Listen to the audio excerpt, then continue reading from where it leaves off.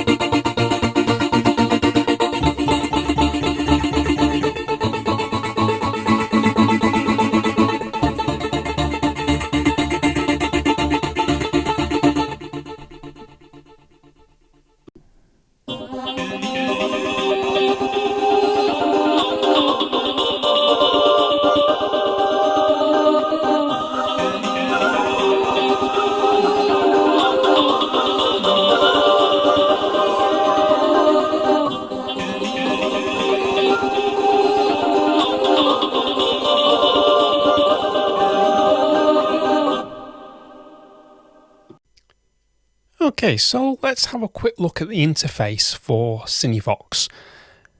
I want to concentrate on the interface for the pads, but the other instruments do have generally the same sort of like outline.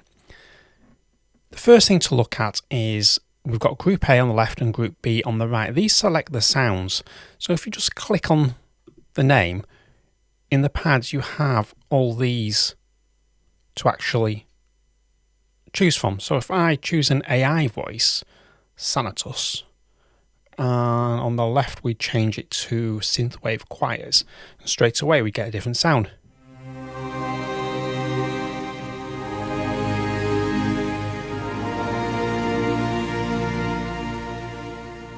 Now we can energize this sound, and what it does, that sort of like chops it up. So if we get just if I just turn that on, turn the level of Group B down, and we end up with this.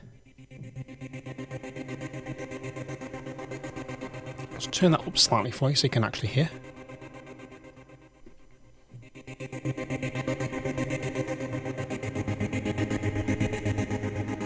So we're chopping it up into 16ths, and you can actually choose different timings like the eighth notes, quarter notes. So if I change it to half notes, it'll be slower chopping.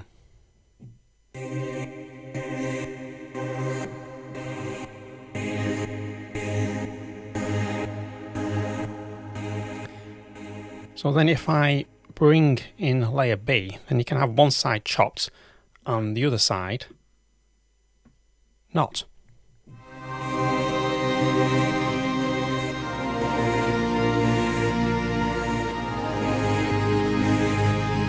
And straight away sort of hopefully get an idea of what sound design you can do with this by just doing something very simple as that. You can change the energize from sine, triangle, square or sawtooth, so you can get different styles. And again, I'll just turn the level down so you can actually hear what it does. So it's like proper sawtooth type sound going on, you know, the cutting that is. And then you can have both sides on energize if you wish.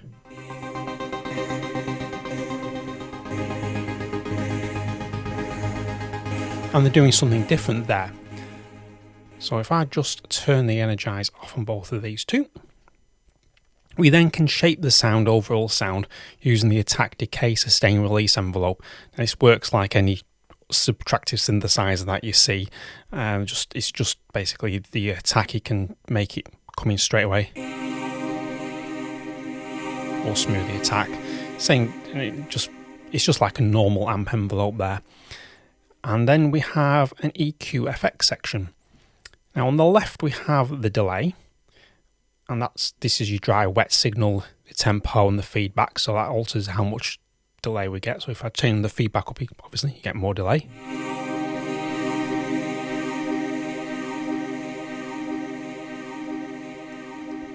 We then have a bit crusher, so you can add noise to the sound. And then we have a general filter, so if I want to make the sound a little bit softer, I can just turn the cutoff up.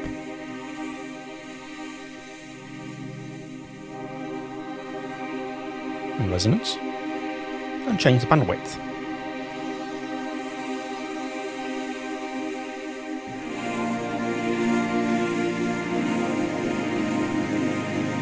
So straight away you've just got a different sound than what we had a few seconds ago. We then can bring in a rotator, so change the balance, and dry wet signal and a bit of distortion.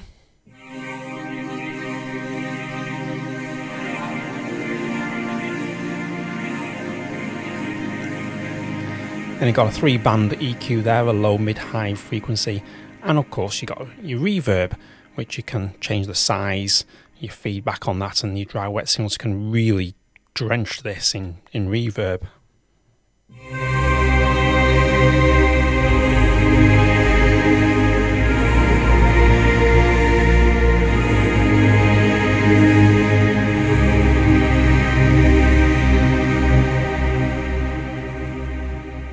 So the interface is very simple, very uncluttered, and once you've sort of got your way around one of these, it does translate into others. So let's see what this sounds like in a composition context.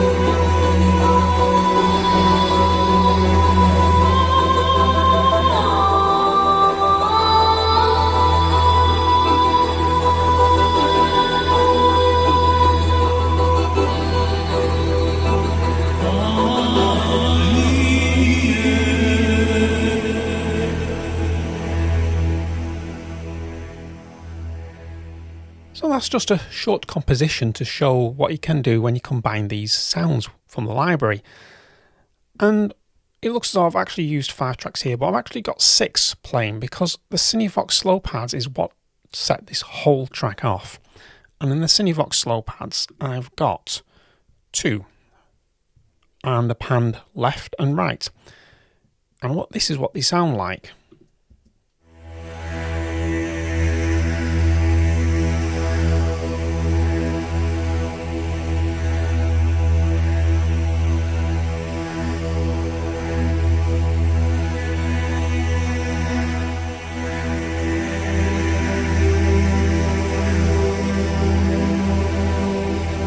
Now I just skipped ahead there just because what I tend to do with this track is hold the note for the period of 4 bars before moving on to the next one.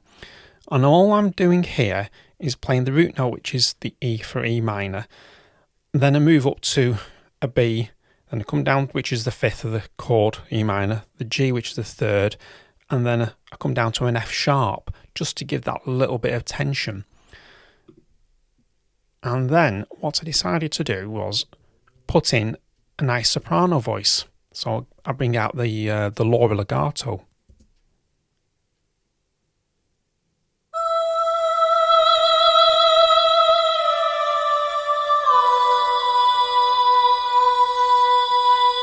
So I'll start the track off like it's a call for something.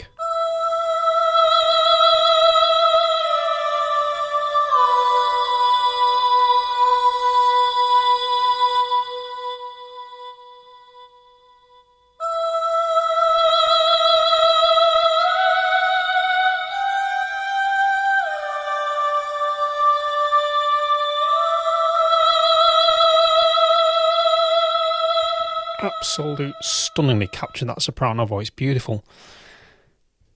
And then we have the glitch phrases, which adds like an arpeggiation to the track just to give a bit more movement part way through.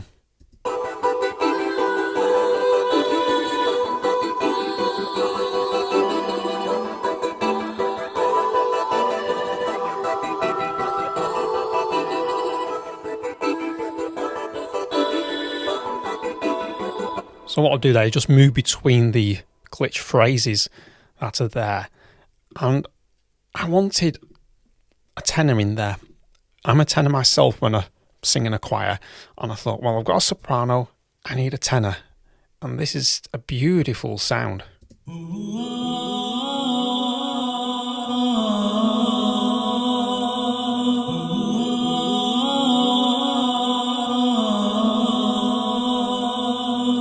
And then again we bring him in.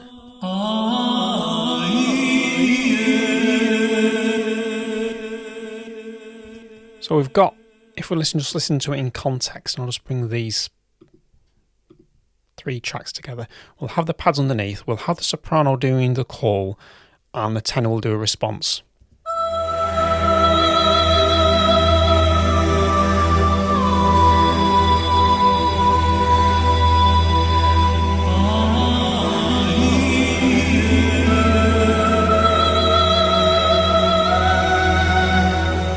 So that's the idea, and I thought, well, it's a little bit top heavy in the sense of sort of EQ spectrum. So I wanted to put something quite deep and low down, like a growl. And the slow pads again came in very much for this.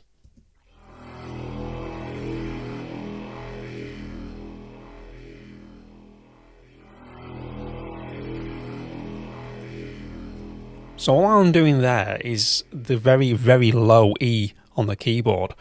So when we get this at the beginning, it sounds like a sort of Aboriginal type feel to it.